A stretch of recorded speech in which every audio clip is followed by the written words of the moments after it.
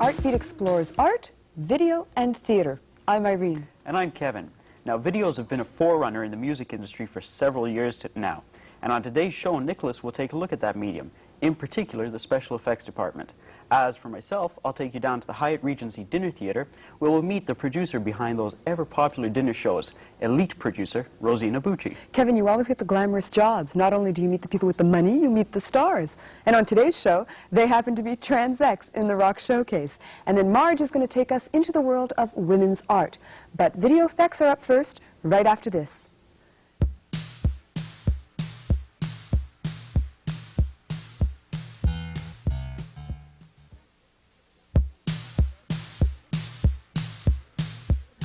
Hi, welcome back. With me now in the studio is Nicholas with a segment on video effects. Hi, Nicholas. Hello, Irene. Have you ever wondered what some of those neat effects on your television is called? Yes, I have. Or are called? Well, something like this, for example, is called a video wipe and is so commonly used on TV commercials and news programs that few of us consider it too special. But welcome to the 1980s. These are the high-tech years, which require some high-tech effects and in turn require some high-tech terms, like squeeze zoom, digital animation, and image manipulation. One such artist that knows these terms quite well is a gentleman by the name of Luigi Yamateo. And where he works? Well, he works at Andre Perry Video. Why don't we give a viewing and a listen to what he has to say.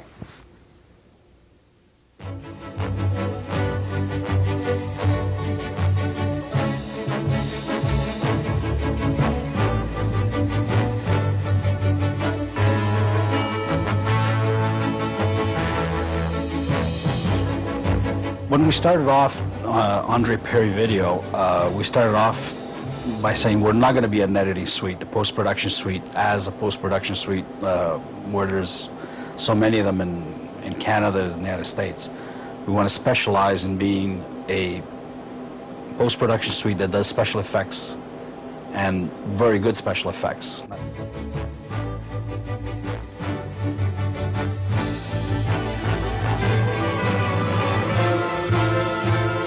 We have probably more creative input than the director themselves do, because we are in control of what's happening on the screen at all times, where the director really doesn't.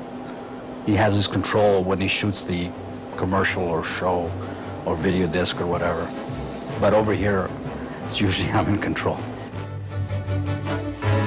Video special effects started about 5 years ago with the squeeze zoom.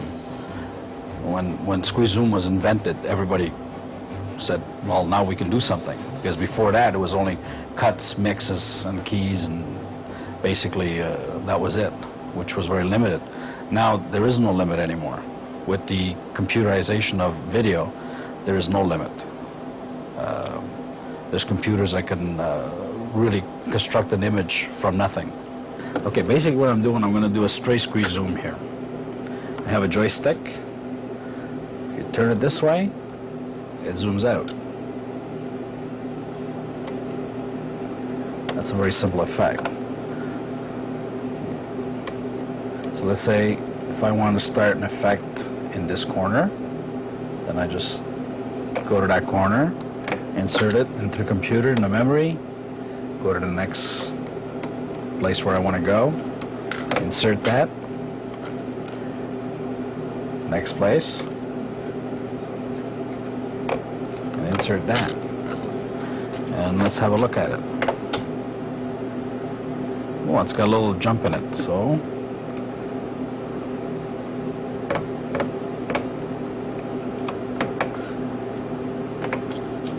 let's see what this one looks like. Bad. These are all very simple effects. Other effects take more time. As I said, this is very, very simple and primitive effect. 2 years ago, you can do this. There you go.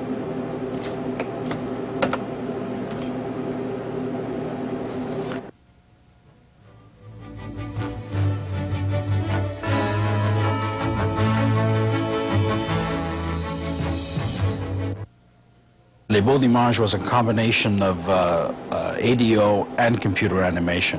We at the time we did not have a computer animation here, so we went to another house to do this computer animation. But it was done frame by frame. What we did is we shot the actual persons doing, like a dancer doing a dance, and then the animator took each frame and animated that.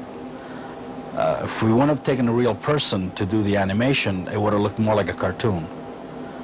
So this made it very fluid. If you look at the demo tape, you'll see this, and it's like a very fluid movement, and it looks like a real person.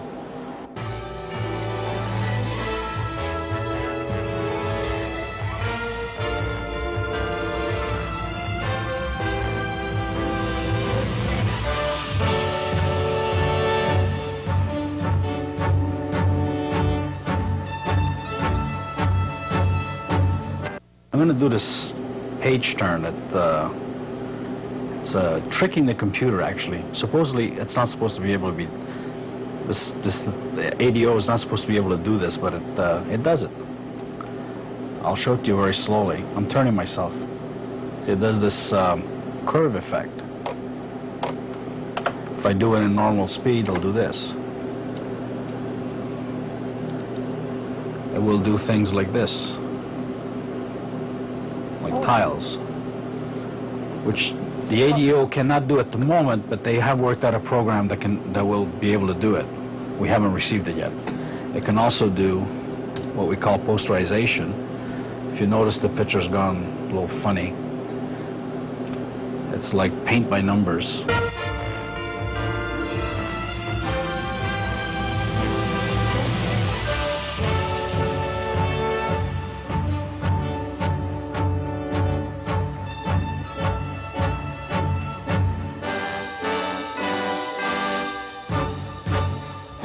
Try and do something that's creative, that's nice, that's pleasant to look at.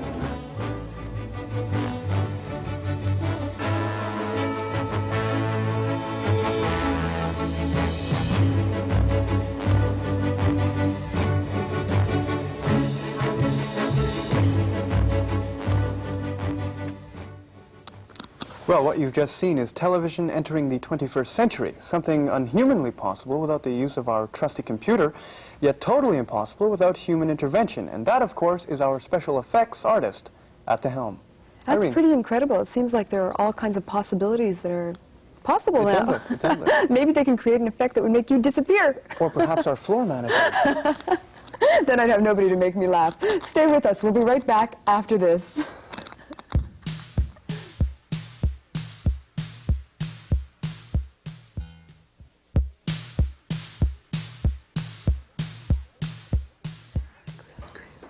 Welcome back. Well, it worked. Nicholas is gone, and Kevin's here. Hi, Kevin. Hi, Irene. The lady you're about to see is multi-talented, and I'll tell you why. She started off her career as an actress, then switched to a producer, and is now an accomplished actress, producer, businesswoman. Her name is Rosina Bucci. She is co-producer of the popular Montreal Hyatt Regency Dinner Theatre, and she is co-founder of the Acting Circle, the elite casting agency, along with her partners Nadia Rona and Vera Miller. Now, they try to produce shows that are a little bit different than most producers. You see, money is not their #1 concern. After being actresses themselves, they realize the importance of the artistic side of producing. Well, it's been a while since I've seen you. Yes, it has. 6 months? At least. About that? Yes. Do you remember where the last place was? Right here. In Greenwich Village. Greenwich Village? Yes. That's right, and now we're in... London. We've got this all set, don't we? Yes, we do. But we're really in Montreal. That's right. Nobody's going to understand what we're No, saying. they won't. But that doesn't matter. I'm not an actor. Rosina Bucci is. She came over to Montreal when she was 2 years old from Italy, and it's lucky for Montreal. When did you start acting, and how long have you been doing that for? Oh, I'm not going to tell you exactly how old I was, but I'll tell you it was about 8 years ago. Uh-huh. Well, I started with an amateur group. And at the time, I was working full-time during the day, and it was basically as a hobby, something that I had enjoyed doing. But then I found myself getting more and more involved with the acting, and eventually I quit my day job and decided to get into acting as a full-time thing. Since then, I've done a lot of amateur work as well, film work, commercials, and I had my own show on cable television for about 2 or 3 seasons. And once you'd finished acting, then what did you do? You turned to producing, or how did that work? Well, how that worked. In Montreal, if you're an English actor, the work is very limited. And all actors in general will tell you that there's a certain feeling of helplessness when you are an actor, and that you don't have control up until you get a part. Okay? So we found this very frustrating. This is particular to Montreal? Well, not acting in general. I mean, there has to be a project going on before you can even audition. You know, and then once you audition, you have to land the part. But if there's nothing happening, then there's nothing to audition for. And in Montreal, especially for English actors, there was and still is very limited amount of work. So it became extremely frustrating as an actor to have to wait around for work to be generated before one could even audition, just to have a chance to work. So my partners and I got together and decided we would like to initiate a project to get something happening. All you really need to have on your resume is your name, your telephone number, your agent, and your agent's telephone number. Now, if you don't have an agent yet, be sure to have enough phone numbers on that resume where you can always be reached. I mean, this is utterly essential to an actor, that you can be reached at any time of the day or night, because producers and directors, casting people might work at 11 o'clock at night. Please keep that These in days, mind. Rosina is quite busy. Along with her partners, Nadia and Vera, she co-produces the Hyatt Regency Dinner Theatre, called Les Masques. She's also co-owner and founder of the Elite Casting Agency and the Acting Circle. Rosina says that because of the shortage of work for actors and actresses in Montreal, the Acting Circle gives them a place to keep in touch and/or keep the feeling of the stage. Here, Rosina, Nadia, and Vera oversee a workshop that teaches aspiring young actors and actresses how to audition. Because you were an actress before, did that help you when you were producing? It's only because I was an actress that I became involved in producing, you know, because I was interested in the acting aspect. So yes, it did, in the sense that I had a different outlook. That's Yeah. what I was trying to get to. Yes. I keep saying we because, in fact, you know, the three of us worked so closely on these projects.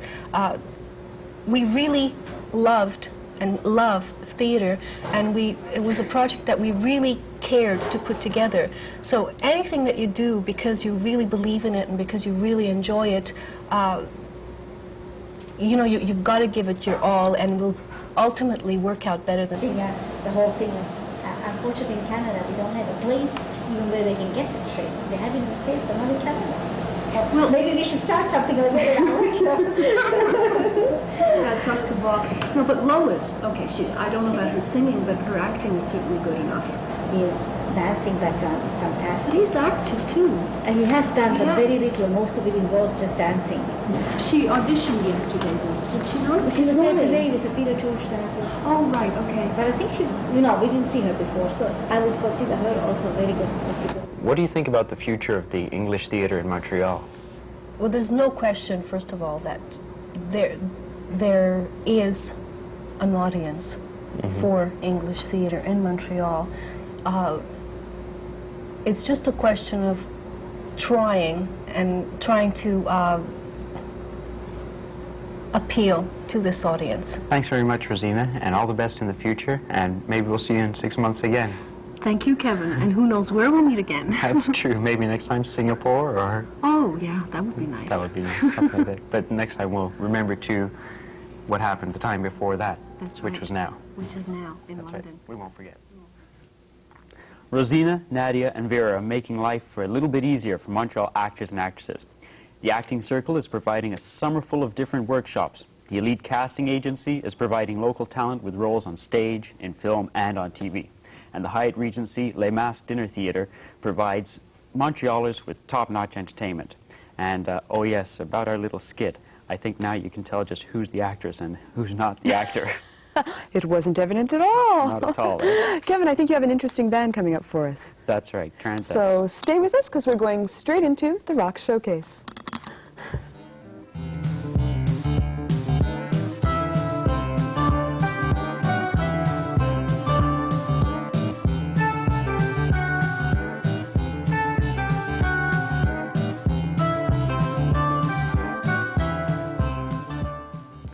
Hi and welcome once again to the Rock Showcase. Now the band you're about to see today is called Transx, and what you will see is portions of their video Message on the Radio. Now they're a Montreal-based band, but they've gained wide acceptance right across Canada, and they're probably the closest thing to popular rock music that we've seen on this show so far. So let's take a look now at the band Transx.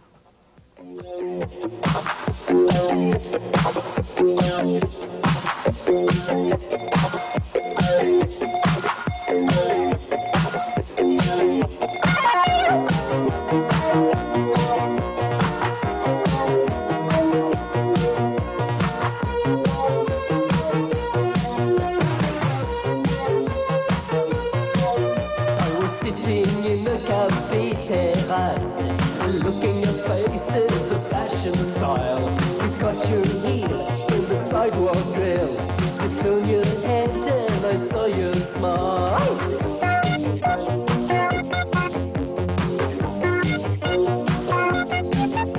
You stopped a taxi and you stepped inside. You closed the door and away you went. You caught my heart when I looked in your eyes. Your face is photographed in my head.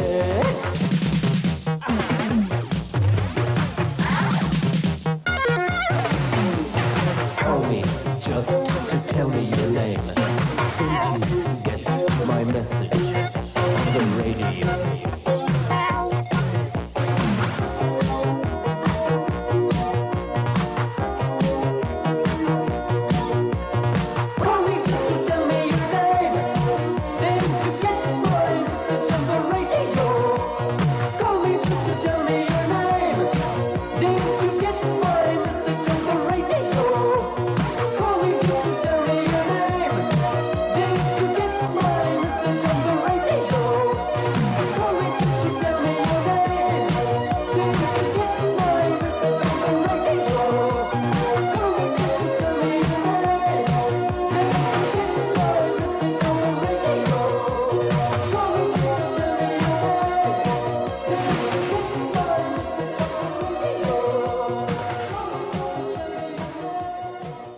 Now you may be interested to know that the rock video was made in Toronto and it was directed by a man called Emile Dietrich. So if you're in the mood to make a rock video, just give him a call. That's it for the Rock Showcase this week. We'll be back next week, but for now, stay tuned for more Artbeat coming up right after this.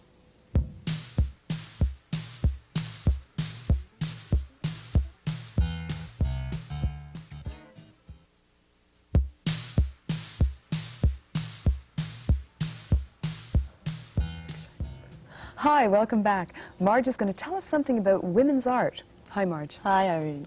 Well, in recent years, women have found their way into the working world and the world of technology. But women are still trying to find a way into the world of art. What's holding them back? Why is the artwork of men predominantly more visible than that of women?